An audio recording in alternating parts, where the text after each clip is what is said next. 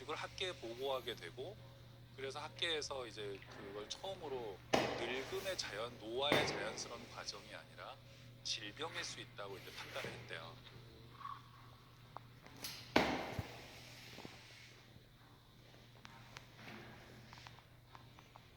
알츠하이머와 치매는 동의어인가요? 아니에요. 근데 지금 알츠하이머는 이 디멘시아의 대부분을 차지하는 빈도를 갖는 한 파트예요. 그술 많이 먹어서도 치매가 올 수 올 수 있는 있고 거잖아. 교통사고로도 올 수 있고 혈관 뭐 뇌졸중으로도 올 수 있고 여러 가지 있어요. 디멘시아 증상을 보이는 쪽 대부분이 노인성에서는 알츠하이머죠.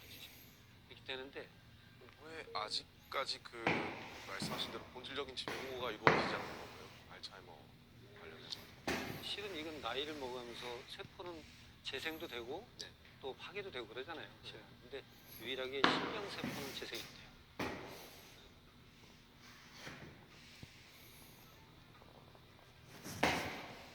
노화의 과정이 서서히 파괴는 돼가죠.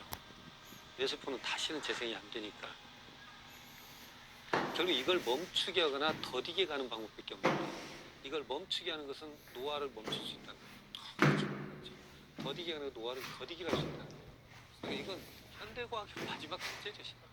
우리나라도 제가 아까 통계 말씀드렸지만 10년 동안에 224%가 늘어났다는 것은 앞으로 굉장히 기하급수적으로 늘 수 있다는 걸 의미하고 수명은 점점 길어지니까요. 그리고 자료를 보면 미국에서 정부와 기관들이 암의 치료와 예방에 투입하고 있는 예산의 10% 정도만 이제 알츠하이머 치료에 투입하고 있거든요. 그리고 미국에서 자료를 봐도 암 환자를 케어하는 것보다 이 알츠하이머를 비롯한 치매 환자를 케어하는데 훨씬 더 많은 비용이 들어가요. 이걸 자연스러운 노화로 봐서는 안 된다. 이것은 분명히 질병이고 좀 더 우리가 신경을 써서 이걸 찾아야 된다. 찾아낼 수 있다고 믿어야 된다. 저는 분명히 믿는 사람들이 어디 있을 거라고 생각해요. 제가 또 하나 말씀드리고 싶은 것은 많은 사람들이 치매를 자꾸 기억의 문제로만 생각하잖아요. 네, 그렇죠. 과거의 기억을 잃는다고 생각하잖아요. 과거를 잃는다고 생각하는데 가장 먼저 잃어버리는 건 미래. 멈춘 거죠. 끝이죠. 뭘 해야 할지를 몰라. 뭘 하려고 했는지를 몰라. 계획을 세울 수도 없고 내가 여기 왜 들어왔지? 내가 오늘 저녁에 뭘 하기로 했는데 안 해. 이렇게 되기 때문에 미래가 없어지는 거예요. 그 치매를 기억의 문제로 저희가 인식하게 된 건 미디어의 영향이 큰 것 같아요. 그렇죠. 왜 자기 나가시지 않고 그 집은 집이 자식들에겐 집이지만 그분은 집이 아니라. 그래서 진짜 집에 가겠다고 나섰는데 갈 수가 없죠. 요양원에서도 그런 일이 일어나니까 그 가짜 버스 정장을 만들면 이분들이 헤매다가 버스 정장에 가서 앉아 있어. 그러면 요양원 직원이 가서 Did you ever take a bus? Have you ever taken a bus?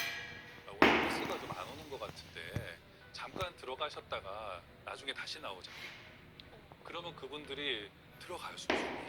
일단 한번 가려고 했잖아요 집에. 네. 그리고 왜 나왔는지도 좀 잊어버린 분들이 많이 있고 돌아가서 주무시는 거예요. 이게 굉장히 성공적이었던 거예요.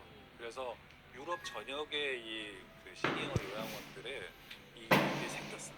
다시 알츠하이머 얘기로 돌아가자면 김영하 작가님이 또 알츠하이머로 소설을 쓰셨잖아요. 맞아요. 살인자의 하나 기억. 썼죠.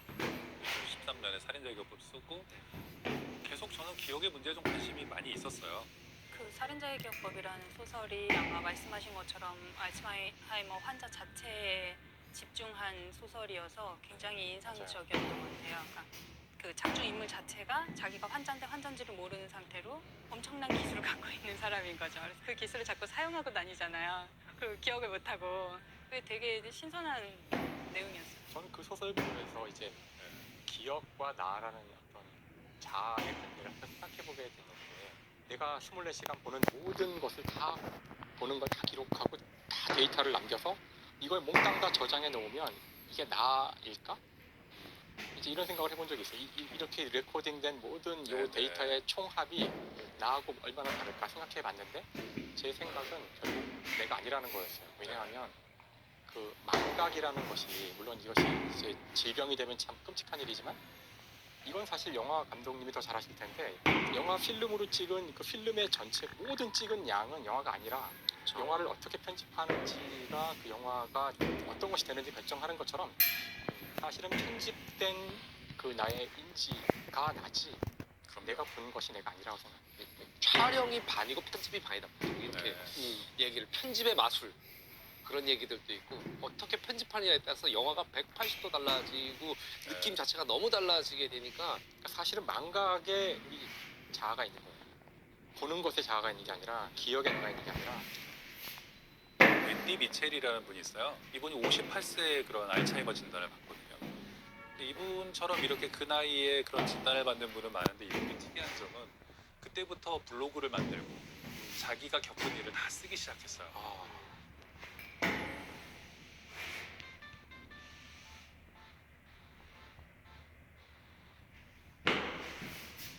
I write a daily blog called Which Me Am I Today? My memory fails me more, so the blog has become a place where I can save all those special memories, events, thoughts and feelings.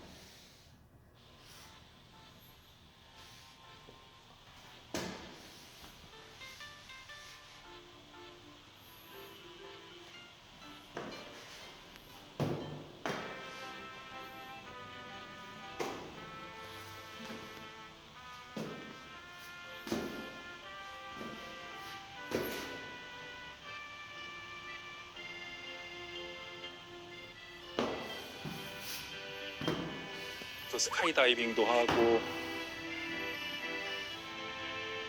계속해서 어쨌든 사람들과 활동을 하고 어떤 일을 겪고 자기가 어떤 어려움을 겪는지도 쓰고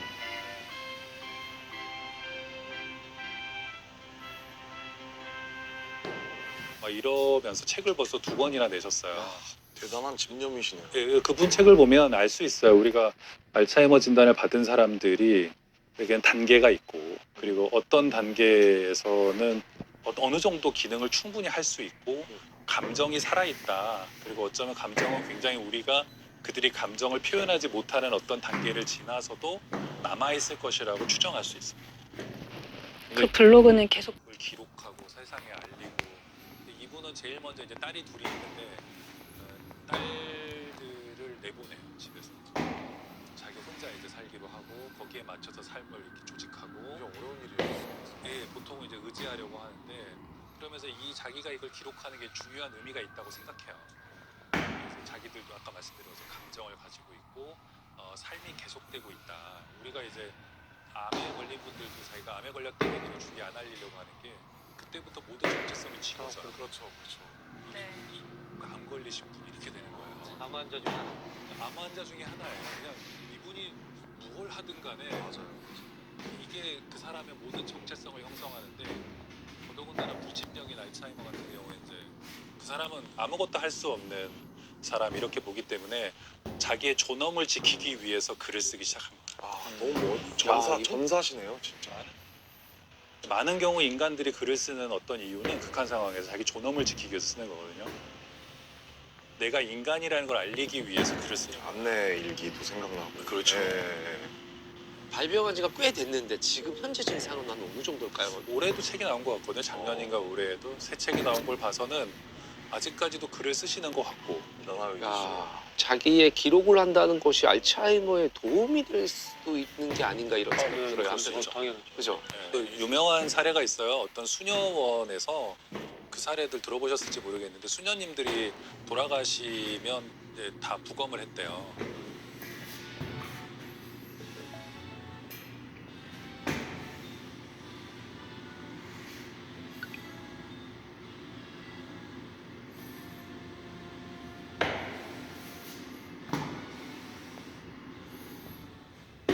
굉장히 많은 수녀님들이 멀쩡해 보이셨던 수녀님들이 이제 뇌를 열어보니까 거기에는 알츠하이머가 진행되고 있는 분들이 꽤 많았대요.